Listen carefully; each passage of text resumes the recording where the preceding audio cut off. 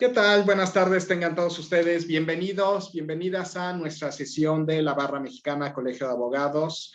El día de hoy tenemos un panel de lujo con dos abogadas muy prestigiadas para platicar acerca de temas de actualidad en materia familiar. Como siempre, doy la bienvenida y agradezco mucho a la licenciada América Huizar Pico, porque es la organizadora de nuestras sesiones y es realmente quien nos coordina, a la cual hoy le tocó estar en la parte de producción y organización. Muchas gracias, Laura América. Y presento y le agradezco mucho también a nuestras dos ponentes del día de hoy. Y pues vamos a arrancar primeramente con la licenciada Verónica Patricia Gómez Schultz, quien es abogada por la Escuela Libre de Derecho, es maestra en Derecho Constitucional y actualmente es doctorando también en Derecho. La licenciada Gómez Schultz es miembro de la barra desde el año 2004, es litigante de Hueso Colorado, aunque ha sido funcionaria pública en otro momento, es una de las abogadas litigantes más aguerridas en materia familiar y ha sido coordinadora de la Comisión de Derecho Familiar aquí en la Barra y actualmente es miembro del Consejo Directivo de la Barra. Muchas gracias por tu presencia y comenzamos contigo, Vero, a efecto de que nos platiques un poquito acerca de los derechos de la infancia, actualidad y retos en el derecho familiar. Vero, muchas gracias nuevamente por acompañarnos. Ahorita presento a Edna, pero adelante, Vero, todo tuyo el micrófono. Gracias, pues muy buenas tardes tengan todas y todos ustedes. Es un placer para mí estar el día de hoy en la Comisión de Derecho de Familia de la Barra, porque yo estuve ahí algún tiempo y de verdad conozco el trabajo que implica organizar todas estas sesiones. Gracias al coordinador Ignacio Ramírez Fernández del Castillo y por supuesto a la subcoordinadora Laura América Huizar Pico. Y bueno, otra cuestión que me tiene como muy contenta el día de hoy es estar compartiendo este panel con mi queridísima amiga Edna Franco Vargas, gran abogada en el estado de Oaxaca, también consejera y bueno, con quien hemos a través del tiempo de conocernos de la Barra forjado una muy linda amistad. Entonces, de verdad, para mí es un doble gusto estar el día de hoy con ustedes. Y bueno, yo quisiera empezar diciéndoles que en materia familiar los conflictos no se pueden ver solo a través de los códigos civiles o familiares, ya sea como lo tenga cada uno de los estados. Es necesario hacer una reconstrucción de una línea jurisprudencial en la que ha venido trabajando la Suprema Corte de Justicia a lo largo de muchos años ya. Pareciera poco, pero son más o menos 10, ahorita les explico por qué 10 años, pero yo creo que nos podríamos ir un poquito más para atrás. Ahora, ¿cuál es esta justificación para que se haga una constitucionalización del derecho de familia? Primero, pues la reforma constitucional del 2011, eso me queda muy claro, y la contradicción de tesis 293-2011, en donde se incorporan las normas de derechos humanos contenidas en tratados internacionales, porque existen muchos tratados que han tenido un gran impacto en el derecho de familia. También surgieron algunas leyes federales que regulan temas específicos que han impactado en la materia familiar y los protocolos de actuación de la Suprema Corte de Justicia de la Nación, que si bien no son obligatorios, sí tienen un peso relevante en el derecho de familia. Y bueno, pues de leyes, por ejemplo, tenemos acceso a vivir sin violencia, niños, niñas y adolescentes, etcétera. Ahora, también se dio un cambio social de lo que debe entenderse por familia, y este cambio va acompañado por los cambios tecnológicos y científicos. Por ejemplo, como qué puede pasar. Hace, no sé, 20, 30 años, pues no teníamos una prueba certera de paternidad. El día de hoy no queda duda de esta prueba de paternidad. Entonces, esto también ha venido transformando el derecho de familia. Otros temas como técnicas de reproducción asistida, en las que ya se puede utilizar el avance científico para concebir o para determinar el sexo del bebé que se quiere concebir, o que el bebé se ha gestado en un vientre que no es el de la madre biológica porque es la que puso el óvulo, etcétera, etcétera. Todas estas cosas novedosas no están previstas muchas veces por los códigos y se ha tenido que venir haciendo un esfuerzo.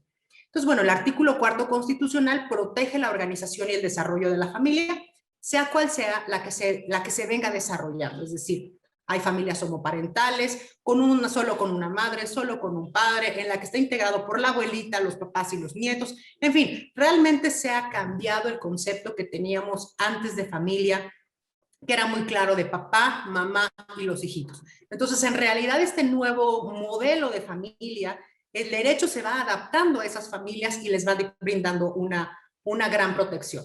¿Qué otra cosa nos ha venido a cambiar esta constitucionalización? Bueno, que los niños y niñas sean vistos de una manera diferente, que sean tratados como personas. Hay una tensión en la forma de regular las instituciones familiares entre los tratados y las leyes. Entonces, lo que es en las leyes locales, lo que se ha venido es tratar de armonizar todas estas disposiciones.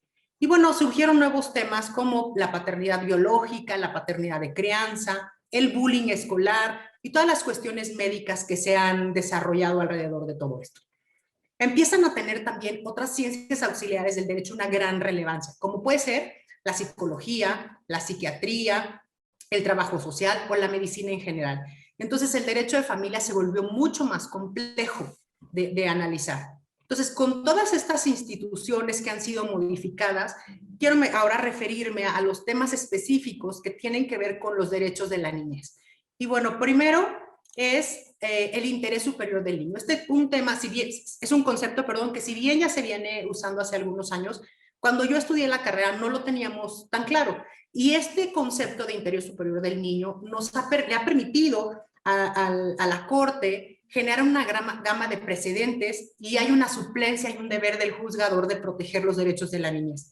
Y esto le otorga a los jueces las facultades que no están escritas, que esto no sucede en otras materias. Entonces, este interés realmente viene a hacer que los juzgadores puedan tener creaciones normativas. Y básicamente este interés superior de los niños, niñas y adolescentes está contemplado en el artículo 4 de nuestra Constitución, con independencia de que pueda estar también contemplado dentro de los códigos civiles o familiares, dependiendo del Estado. Y bueno, les parecerá increíble, pero antes los niños no eran vistos como personas por el derecho. Y bueno, pues sabemos que son personas, no les podríamos dar otra categoría, pero no eran vistos así como por el derecho. Y hay una jurisprudencia, para los que les guste el registro, es la 2009-45-1, en la que en la parte final dice, y es una jurisprudencia del 2015, y a mí me sorprende porque el 2015 acaba de suceder, o sea, no está muy lejano, son 6 años apenas, y al final dice, no es posible dejar de considerar que el menor es persona. Imagínense, o sea, 2015 y estamos diciendo que no podemos dejar de considerar que el menor es persona. Y como tal, titular de derechos, estando dotado además de una capacidad progresiva para ejercerlos en función de su nivel de madurez.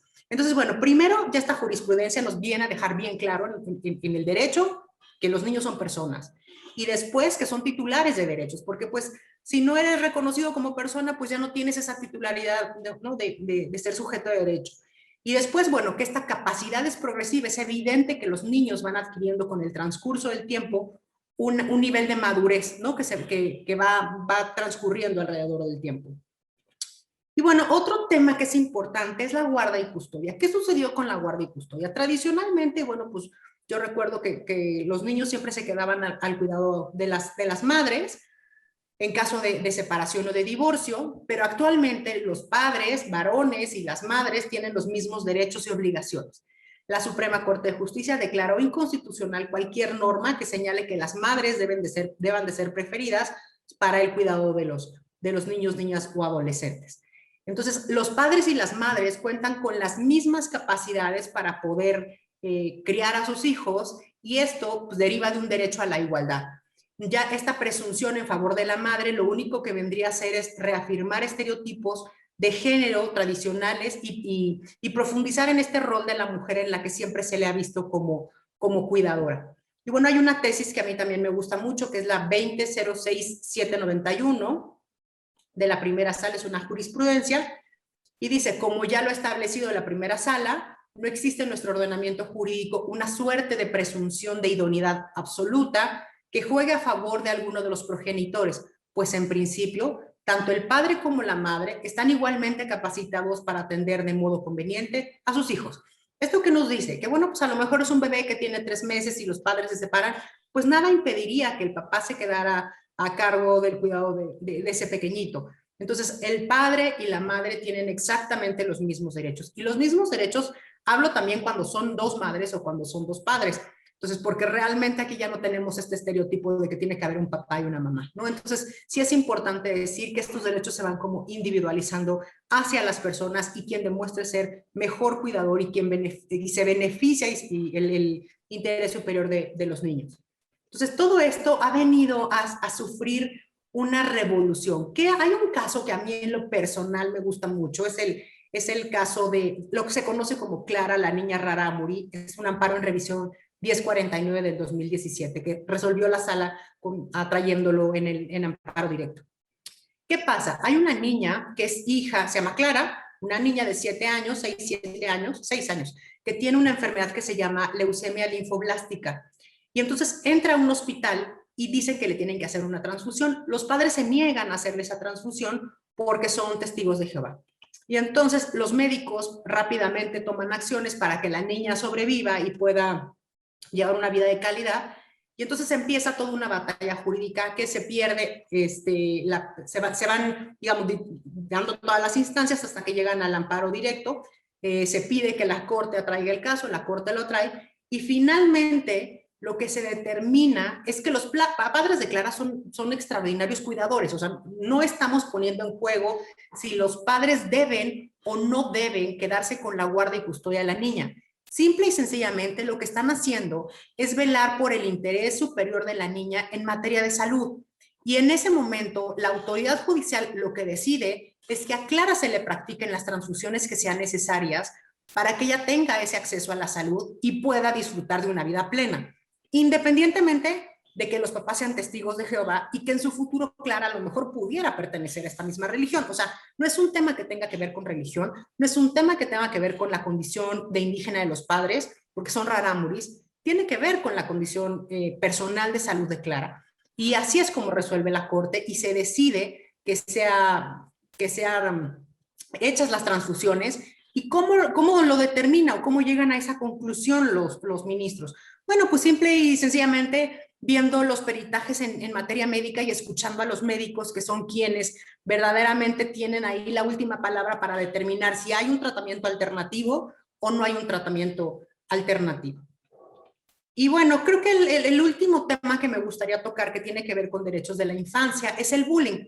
Si bien es cierto, creo que toda la vida han habido estos temas de un poco molestarse entre los compañeros o tener ciertas cuestiones, pues de algunos años para acá ya se empezó como, digamos, a llamarle institucionalizar esta figura y ver qué es lo que está pasando. Entonces hay un amparo directo que es el 35-2015 que nos deja claramente qué es lo que se tiene que hacer en los casos de bullying. Y es, primero, el caso es una madre demanda a una institución escolar y a la profesora de su hijo porque le están haciendo bullying y no tuvieron ciertos cuidados y tratamientos. Entonces, bueno, igual, después de varias instancias se determina que se va a fijar una indemnización por daño moral y la indemnización, si no mal recuerdo, es como de $500,000, pero bueno, no nada más es porque crean, ¿no?, que el niño sufrió un daño o porque la madre diga que el niño fue acosado. Se hace todo un test, ¿no?, que tiene que hacer un análisis de qué daño sufrió el niño, cómo lo sufrió y si hay una relación directa entre el daño que sufrió y la persona que se lo causó. Entonces, esta sentencia me gusta mucho porque deja muy clara todas las cuestiones que se tienen que analizar cuando estemos frente a un caso de bullying escolar. Y bueno, creo que con esto doy por terminados algunos, es nada más así como una pincelada de algunos derechos de niños, niñas y adolescentes, porque por cuestión de tiempo creo que ya no podemos entrar más. Pero si Nacho luego me regala unos minutos, con mucho gusto le seguimos. Muchísimas gracias. Claro que sí, al contrario, muchas gracias, Vero, y a reserva de que tengamos tu segunda intervención, te dejaré la pregunta si todos estos conceptos que le llamaríamos usualmente de litigio estratégico, en donde se definen posiciones genéricas, dogmáticas o declaraciones de principio, si se ha permeado, si ha bajado a la justicia local o no. o nos hemos quedado solamente en declaraciones de principio, pero ya me platicarás tú si los jueces de primera instancia, las salas, posiblemente los colegiados están resolviendo concretamente estos temas. Y por lo pronto pasamos y damos la bienvenida a nuestra segunda expositora, la licenciada Edna Georgina Franco Vargas. Muchas gracias, Edna, por estar aquí. La licenciada Franco es licenciada en Derecho por la Universidad Autónoma Benito Juárez de Oaxaca y también, curiosamente, es licenciada en Contaduría Pública. Tiene maestría en Derecho Internacional por el King's College de Londres y también es una abogada litigante de Hueso Colorado en Oaxaca. Y quisimos también tener la visión de alguna de las entidades en donde pues todos sabemos que curiosamente pues Oaxaca pues es el primer estado en donde en México independiente hubo Código Civil. En Ciudad de México, en nuestra visión centralista, pues nuestro primer Código Civil, después de los intentos de Justo Sierra, de Maximiliano, pues tenemos un primer código de 1870. En cambio, en Oaxaca, ya en 1824, recién independientes como nación, Oaxaca ya tenía un código civil. Eso significa que la tradición jurídica de Oaxaca viene desde hace mucho. Y por ello nos interesó mucho platicar con la licenciada Franco, la cual, además de ser litigante de tiempo completo en materia civil y familiar, es fundadora y es presidenta del capítulo Oaxaca de la Barra Mexicana Colegio de Abogados. Así que, Edna, también te agradezco mucho, tu presencia y tú nos vas a platicar acerca de los derechos de familia y los derechos, o mejor dicho, los derechos humanos en el derecho de familia, actualidad y qué retos tenemos. Abogada, adelante, todo tuyo el micrófono. Muchas gracias. Muchas gracias. Gracias, buenas tardes a todos. Agradeciendo nuevamente a la Comisión de Derecho de Familia de nuestro colegio, a América Huizar, a Nacho Ramírez, amigos, y a mi compañera de consejo y también de batalla, Vero Gómez. Muchas gracias, Vero, por el honor de compartir con ustedes. Pues este tema, cuando me invitan a participar, pues me apasiona enormemente. Cuando yo estudié la maestría hace ya casi 23 años, pues prácticamente estudié el tema de derechos humanos. Y créanme que me costó mucho mentalmente adaptar mi mente a mis estudios de maestría, porque pues allí los derechos humanos era un paralelismo de nuestras garantías individuales. Y ahora me queda mucho más claro, gracias a Dios, gracias a la barra y a lo que aprendo en la barra también, que realmente los derechos humanos es algo tan novedoso. Tenemos tan poco tiempo con los derechos humanos en México, si echamos cuentas, 10 años, no es nada.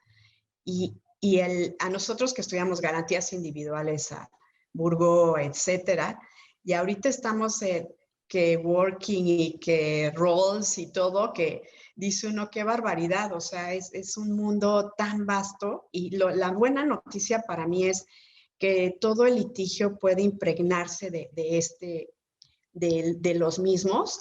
Y quisiera empezar ya para entrar un poco más en materia jurídica, que en nuestro artículo primero constitucional, obviamente el de 2011, el tercer párrafo señala que todas las autoridades, todas, no hay excepción, en el ámbito de sus competencias, tienen la obligación de promover, respetar, proteger y garantizar los derechos humanos de conformidad a los principios que conocemos de universalidad, interdependencia, indivisibilidad y progresividad.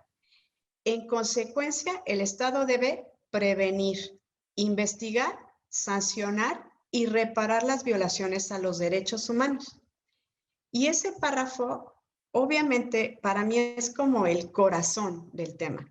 Es decir, nuestro derecho de familia, como ya lo decía Vero, que me antecede, está consagrado en el artículo 4, es un derecho humano, el que tenemos los mexicanos, mexicanas, los que estamos en territorio nacional, para integrar, ser parte de una familia y tener pues el derecho a su protección, que el derecho de protección de valga la redundancia, de un derecho, pues es parte de la doctrina internacional de derechos humanos, y el término de protección es amplísimo, pero además tan esencialmente humano, que nos hemos olvidado que realmente todos los jueces tienen esta obligación, y es inaudito que nos pase que en los tribunales el derecho de familia pase como invisible, pase como mudo, no se le escucha, no se le ve, es el que menor presupuesto tiene,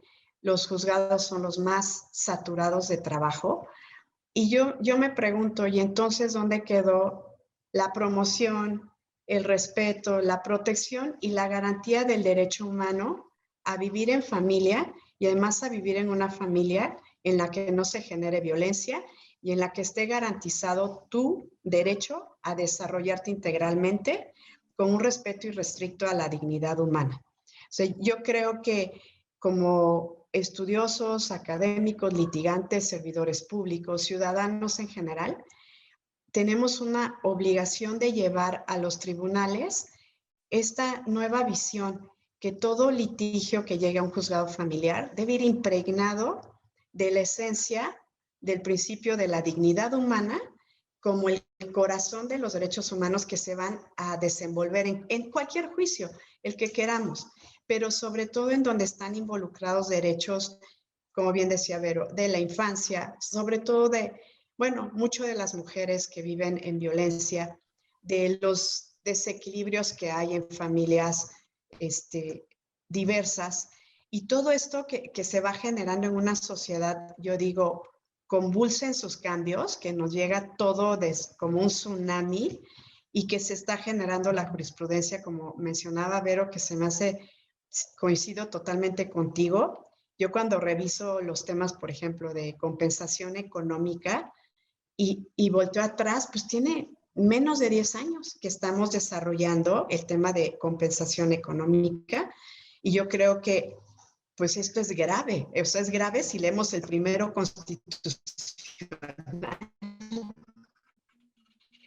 ¿A qué mujer se le da repensaciones ínfimas y que no reflejan la realidad de la familia que pactó esa compensación sin atender a la equidad y a la justicia y a la dignidad humana en su hogar? Y realmente no tenemos como este cambio de chip mental. Nos quedamos mucho en el tema quizá del pasado. Incluso a los juzgadores les cuesta trabajo involucrar esta dinámica de derechos humanos en los autos de inicio de cualquier procedimiento.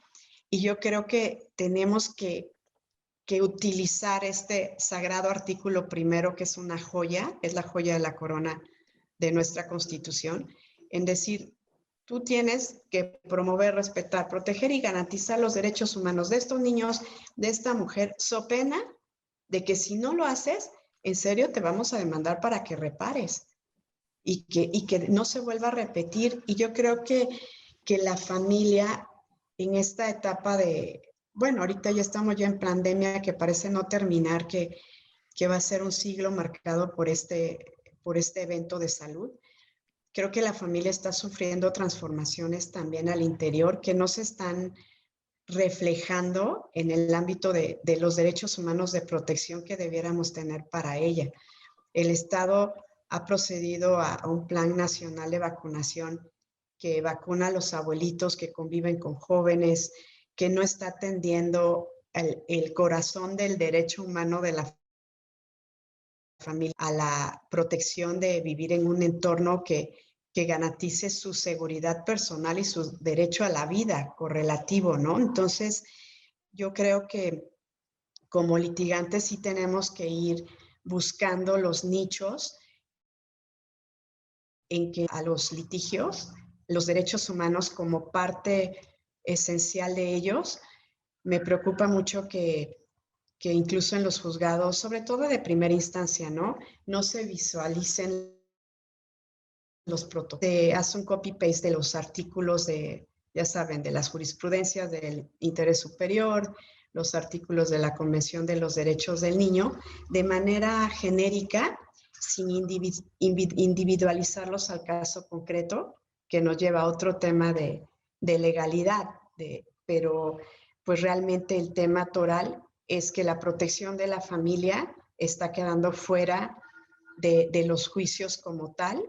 No podemos aislar un tema de guardia y custodia de un tema del derecho humano del menor, pero también de los padres, pero también de que la pensión sea acorde con la realidad de la familia, que el juez haga uso de todos los instrumentos que tenga, precisamente para garantizar que el derecho de familia a su protección esté debidamente materializado en cada caso. O sea, mandamos de la seca a la meca con oficios, con búsquedas, con instituciones que cobran derechos por realizar inscripciones, y todo esto no genera la protección real a la familia. No sé cómo lo ven quienes me escuchan, pero yo sí creo, bueno, si tenemos todo este bagaje, no solo me he referido al artículo primero, pero obviamente está el artículo cuarto, la Convención Americana, desde la Declaración Universal, la Declaración de los Derechos del Hombre y de Ciudadano en América, el Protocolo de Derechos, la Convención de los Derechos Civiles y Políticos, y todos ellos tienen, sus previsiones, sus numerales son idóneos para cada caso, y esto no lo estamos viendo. O sea, la cita genérica no permite la fundamentación y motivación que nos permita hacer efectivo y material el acceso al derecho humano a la familia, a su protección de vida por parte del Estado. Y esto es lo que yo quisiera decir para empezar. Nacho, no sé si quieres una pregunta para tomar un poquito de mi tema. Muchas gracias, Edna. Y de hecho te prepararía la pregunta, o más bien te formulo la pregunta para que tú me prepares la respuesta. Entonces, por lo que entiendo en tu visión, el derecho familiar está quedándose en buenos principios, en buenas intenciones, pero pareciera que no estamos aterrizándolas a una protección efectiva de la familia respecto de los derechos humanos. Entonces, ¿cuáles serían los retos que tienen los jueces, que tienen los llamados operadores jurídicos para hacer efectivos estos derechos humanos en el derecho familiar? ¿Cómo aterrizamos? Y si se están aterrizando, o cómo catalizar el que se aterricen estos derechos humanos al derecho de familia. Pero mientras tanto, pues vamos nuevamente contigo, Vero. Platícanos entonces, en tu visión, ¿sí se están aterrizando esta constitucionalización del derecho de familia, estos principios? Los jueces sí lo están aplicando, y sobre todo, ¿lo están aplicando de oficio o solamente a base de golpes, o a base de amparos, o a base de insistencia de los litigantes, es que los jueces pues ya se ven obligados a aplicar estas normas constitucionales y esta protección a la familia? ¿O sí lo están haciendo de oficio? ¿Qué nos puedes platicar? Desafortunadamente no ha permeado lo suficiente. O sea, los jueces de primera instancia siguen resolviendo con el código en la mano y no se han dado a la tarea de actualizarse o de capacitarse para implementar todas estas cuestiones nuevas y novedosas que nos ha venido a dar la Corte. Lo están haciendo excepcionalmente. Y te quiero poner 2 o 3 ejemplos como para decirte cómo se da. Una vez en una audiencia, no me acuerdo la verdad, que pedía, y le dije, atendiendo al interés superior del menor, solicito X, ¿no?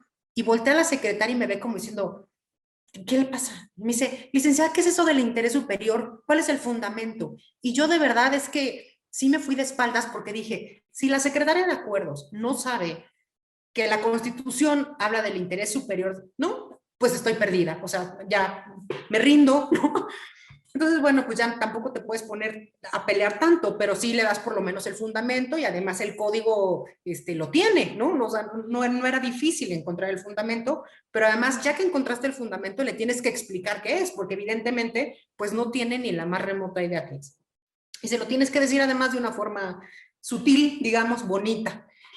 Y lo otro que está pasando es que yo creo, no sé si es por la pandemia, el exceso de trabajo, que los tribunales están a punto de colapsar, que están llenos de trabajo, etcétera, etcétera, no leen, ¿no? O sea, no terminan de leer todo lo que se les pide. Y yo acabo de tener 2 casos igualitos. La mamá demanda a mis clientes la guardia y custodia y el establecimiento de un régimen de visitas. Mis clientes me dicen, sí, está bien, que se queden los niños con la mamá. Cuando contesto y me allano, no me fijan un régimen. Entonces voy y le digo, oiga, falta el régimen.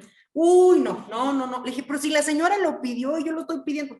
No, entonces tuvimos que promover en los 2 casos amparos y les parecerá increíble. En un amparo, que eran iguales los casos, o sea, la consecuencia era la misma, en uno me dijeron como suspensión provisional, fija de inmediato un régimen de visitas y convivencia. Y en el otro me dijeron, no, fija inmediatamente una audiencia para escuchar al menor. Y el menor tiene 1 año 7 meses. Entonces, realmente fueron casos iguales. Entonces, esto quiere decir que no ha terminado de permear del todo, desafortunadamente, lo que la Suprema Corte de Justicia nos ha venido como enseñando, ¿no? Pero bueno, esto no se va a dar de un día para otro, también lo entiendo, ojalá lo hagamos pronto, pero también es obligación de los litigantes, pues estar impulsándolo, ¿no?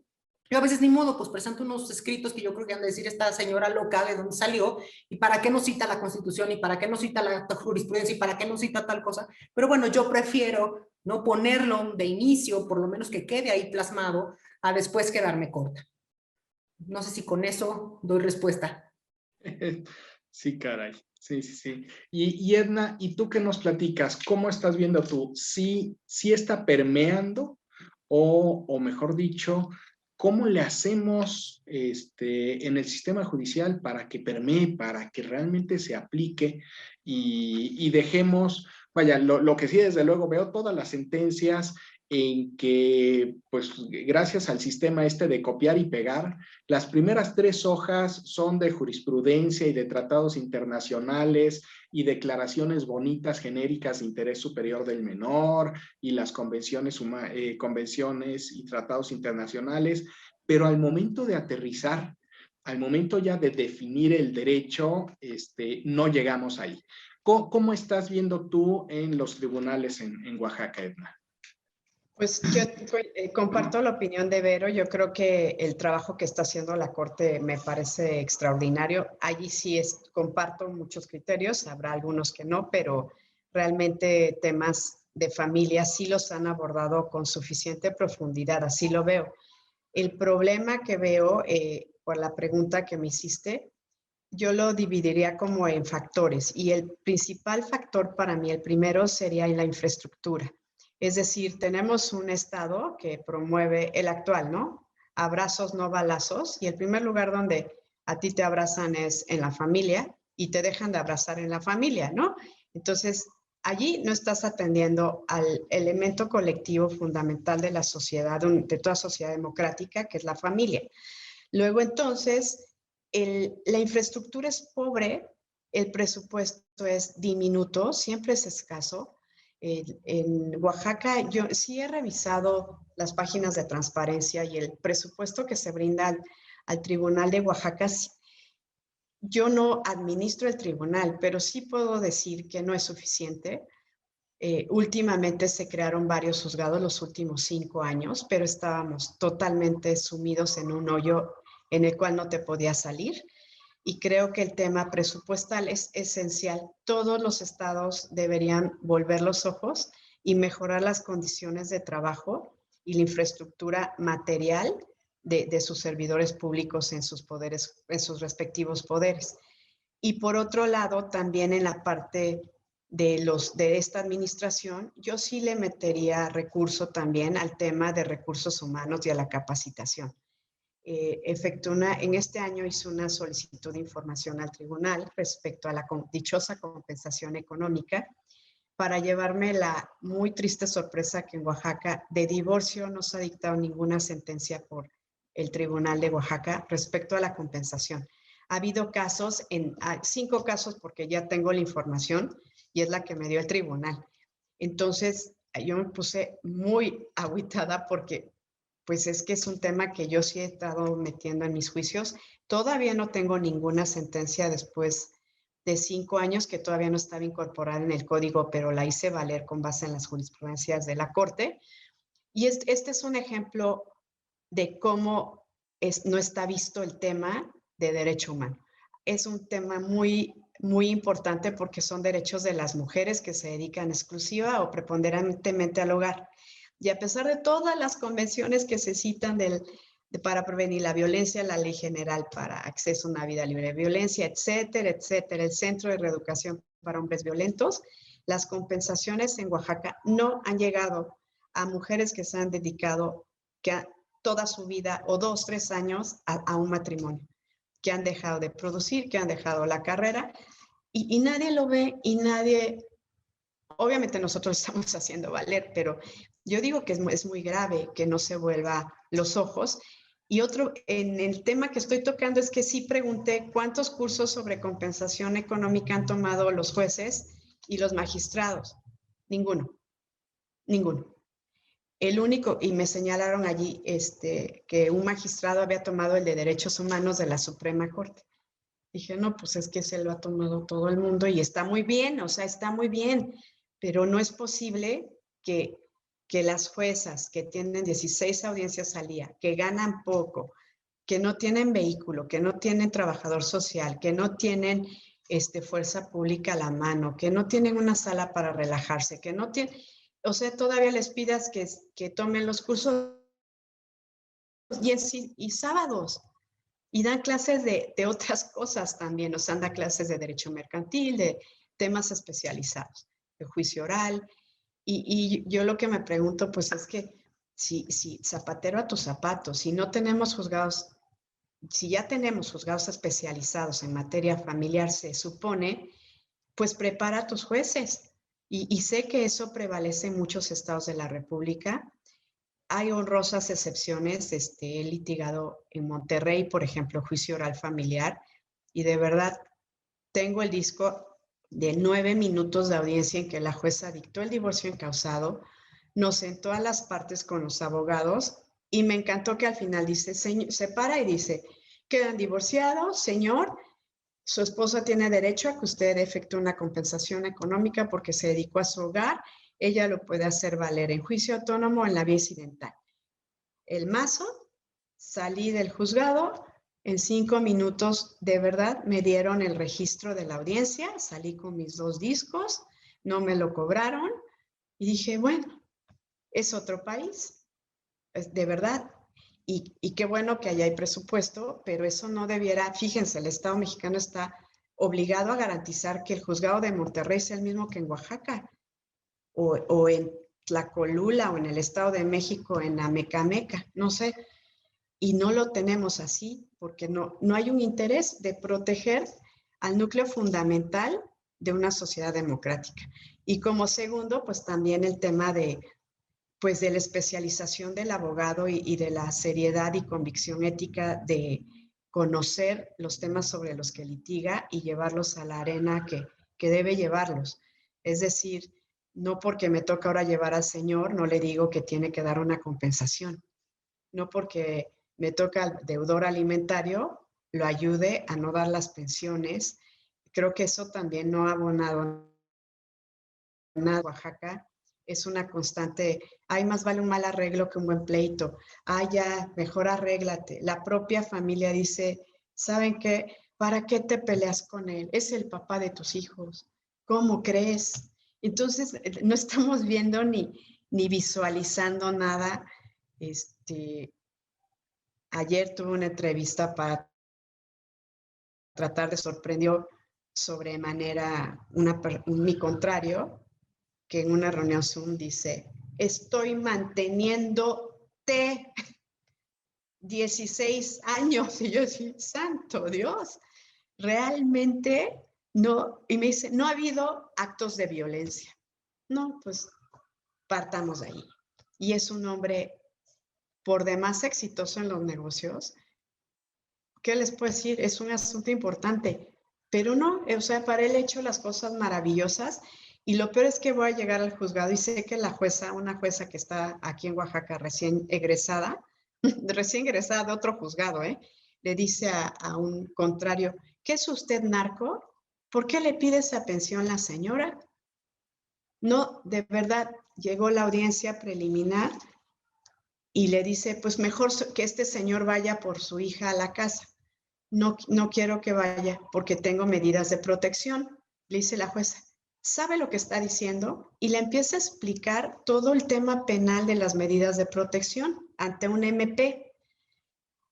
Y le dice ella, es que yo tengo mis medidas de protección aquí, allí, en mi expediente, y toca su expediente que lo tenía la jueza enfrente. Obviamente los litigantes no estábamos. La jueza fue de verde a morado, llama a la secretaria y le dice que tiene medidas de protección. Sale la secretaria y entra pobre, porque además es bien inexperta, y le enseña el expediente y dice, aquí está.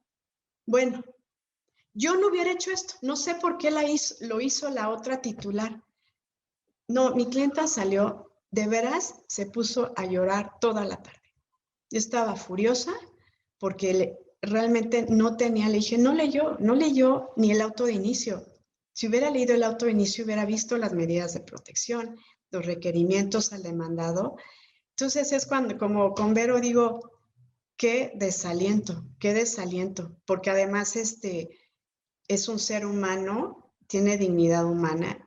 Amén de decir que por qué no, los abogados no se ponen a trabajar en cosas que importen. Y yo digo, entonces no te importa que una mujer pues haya puesto alma, vida y corazón en este proyecto, o que el señor tenga derecho a ver a sus hijos y tú no lo estás viendo. Yo diría eso, Nacho. Gracias, Vero. Ah, qué barbaridad. Oigan, y una pregunta para ambas. Además de, vaya, los juzgados tenemos a nivel jurisdiccional, tenemos entonces un gran reto de aterrizar estos principios constitucionales, estos derechos humanos a las resoluciones concretas, que el juez realmente tenga una protección ya en cada caso concreto, debiendo ser desde luego de oficio y no que tengamos los litigantes que estar a base de amparos o a través de escritos exigiendo que se vayan respetando estos derechos. En los juzgados me queda muy claro. La pregunta sería, las salas en los tribunales de apelación y en los colegiados, ¿está sucediendo lo mismo? Y amplío la pregunta. Las demás áreas como sistemas de apoyo jurisdiccional, lo que serían peritos en psicología, trabajo social, DIF, fiscalías, están funcionando con esta protección al derecho de familia y esta protección está siendo también aterrizándola en cuanto a derechos humanos y a protección del menor, o estamos en el mismo caso, que los litigantes tenemos que estar presionando y buscando que la autoridad y estos sistemas de apoyo realmente trabajen en beneficio de la infancia o de los grupos vulnerables de la familia. ¿Cuál es su opinión? ¿Qué tenemos en salas y en todos estos puntos auxiliares del sistema judicial? Pero ¿cómo lo ves tú? Yo creo que en salas tenemos un poquito más de avance que en los juzgados. O sea, creo que sí vamos un poco mejor. Todavía hay conceptos que no están en los códigos que tenemos que actualizar. Ahorita que hablaba Edna de compensación, bueno, pues si tú abres tu código, en ningún lugar va a hablar de la doble jornada, en ningún lugar va a hablar de costos de oportunidad. Entonces, si tú no te has actualizado como magistrado en leer, desde segunda instancia, en leer lo que ha dicho la Corte respecto a doble jornada y costos de oportunidad en caso de compensación, pues vas a dictar una sentencia conforme lo determine tu código, sea el de Oaxaca o el de la Ciudad de México o el de Nuevo León. Entonces, sí es necesario que haya una mayor capacitación, que estas cuestiones ya vayan bajando, pero creo que sí vamos un poquito mejor. O sea, yo conozco varias sentencias de segunda instancia, sobre todo hay, o sea, en materia de discapacidad han avanzado bastante. Entonces, creo que sí hay temas en los que ya hemos venido avanzando. Y lo que decías de los peritos, a mí en lo personal yo nunca he tenido una mala experiencia con los peritos del tribunal en materia de psicología y trabajo social. Y ya que normalmente conocemos a nuestro cliente y de vez en cuando pues ya nos topamos en alguna audiencia con el contrario y vemos un poco cómo es, pero la verdad es que los peritajes que yo recibo en materia de psicología del tribunal son bastante buenos. O sea, yo no sé si es porque solo se dedican a esto y ya la práctica los hace como hacerlos, tener como este instinto ya muy... Porque realmente sí cuando lo lees dices, sí, sí es mi cliente, ¿no? O pues creo que sí se parece a la contraria. O sea, realmente yo creo que sí tienen unas grandes ventajas porque lo único que se dedican a hacer es estar dando estos peritajes. Entonces, sí ganan muchísima experiencia. A diferencia de los peritos particulares, que bueno, finalmente ya nos dijo la Corte que cada una de las partes puede llevar a su perito, que eso no es impedimento, pero creo que, como siempre sucede, pues el perito de la parte actora le da la razón al actor y el de la demandada a la demandada, y bueno, y terminamos con el tercero en discordia. Entonces, creo que en ese sentido yo diría que a mí sí me ha funcionado bien los peritajes del tribunal, en materia de psicología y trabajo social. Sí, yo también creo que en el tema de discapacidad nuestra sala se ha esmerado, es solo únicamente una sala familiar. En los demás temas de familia, pues no veo realmente, lo tengo que decir honestamente, un estudio de fondo en lo nuevo, en lo novedoso a partir de la reforma de 2011. Por eso, la verdad, sí me preocupa mucho el tema. Y también creo que parte de lo que decía yo de este deber del Estado de promover, respetar, proteger y garantizar los derechos, sigo pensando que lo está incumpliendo, no se está haciendo nada.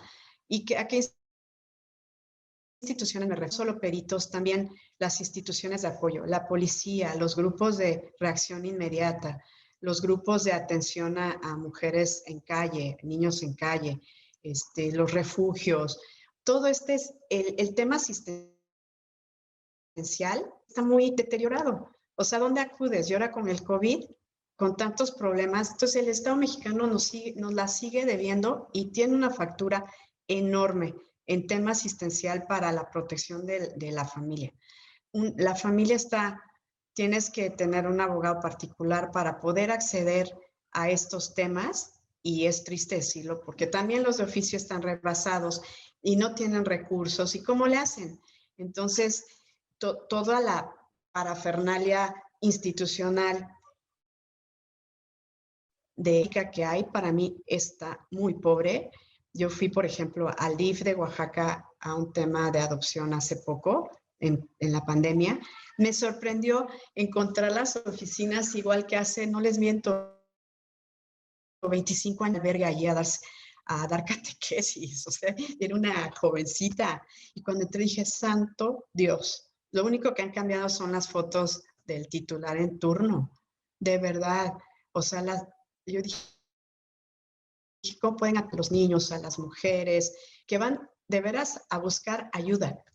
O sea, no estamos atendiendo en nada a la dignidad humana. Yo creo que el día que incorporemos estos vocablos, dignidad humana a todo lo que hagamos, podríamos hacer algo más. Y también, pues el tema, yo creo que otra parte que incide mucho es el tema político. El tema presupuestal depende de los políticos.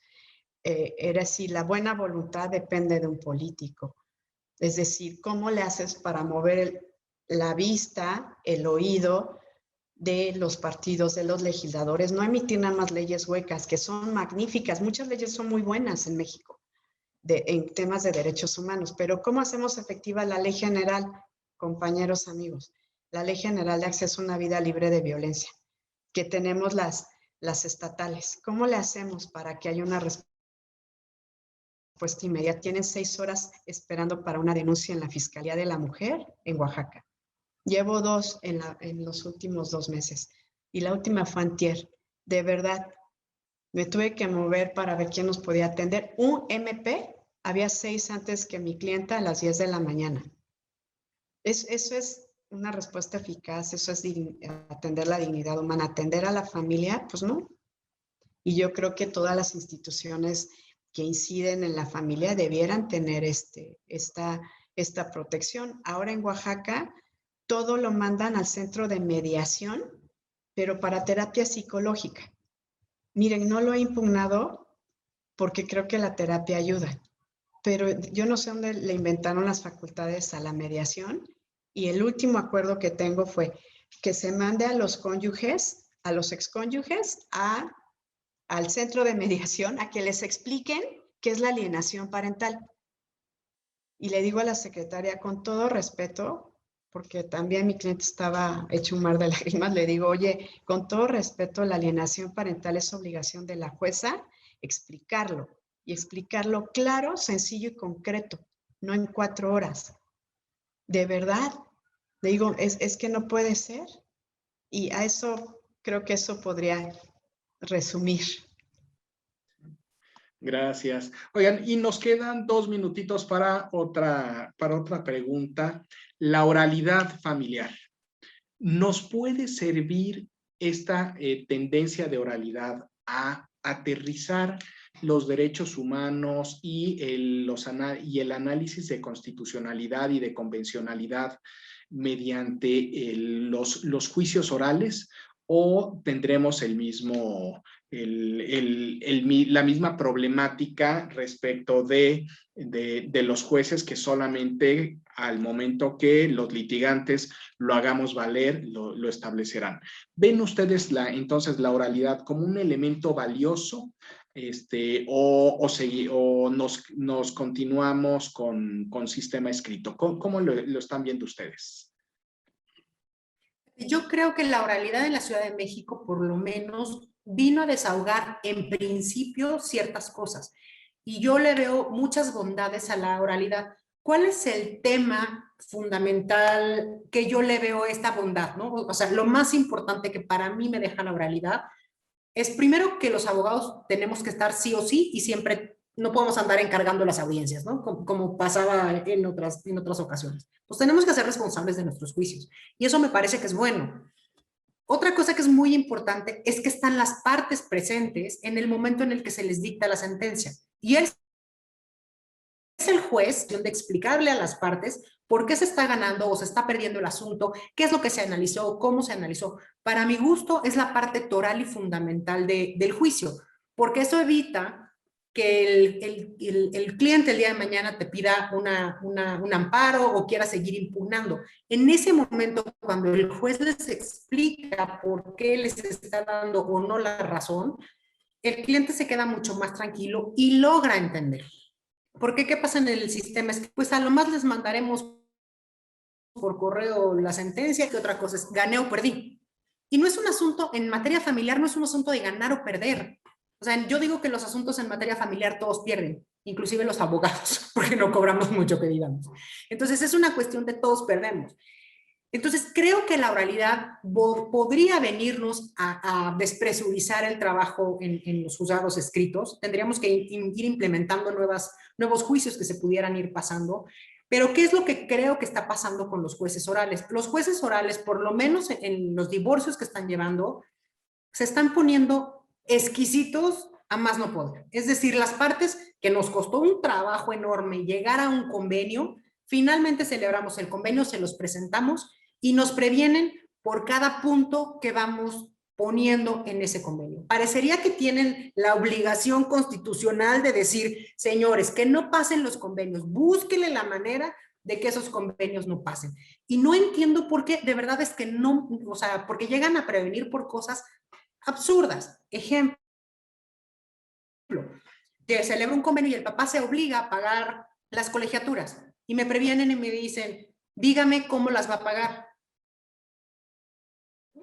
Pues supongo que con dinero, tarjeta de crédito, cheque, lo que acepte la escuela. O sea, al final da igual. O sea, ¿de qué le sirve saber al juez qué va a hacer con su tarjeta de crédito fulana o que va a hacer una transferencia? O sea, realmente eso no tiene importancia para el convenio. Y bueno, finalmente nos hacen 30 prevenciones, desahogamos las prevenciones y como las desahogamos, vuelven a buscar 30 prevenciones más que ya no les llaman prevenciones, pero nos admiten la demanda y nos dicen, hasta que no me desahogues todo esto, no te voy a señalar la fecha. Entonces, realmente ha sido un tortuguismo absurdo, ¿no? Absurdo, para esos divorcios. En otros casos he visto que funciona muy bien, funciona muy rápido. Por ejemplo, en adopciones, para mi gusto ha sido una maravilla. Se dictan unas sentencias que uno prácticamente quiere llorar de la emoción porque son momentos que se viven muy bonitos. Para mí es como la sentencia más linda en materia familiar cuando el juez está dictando estas sentencias de adopción.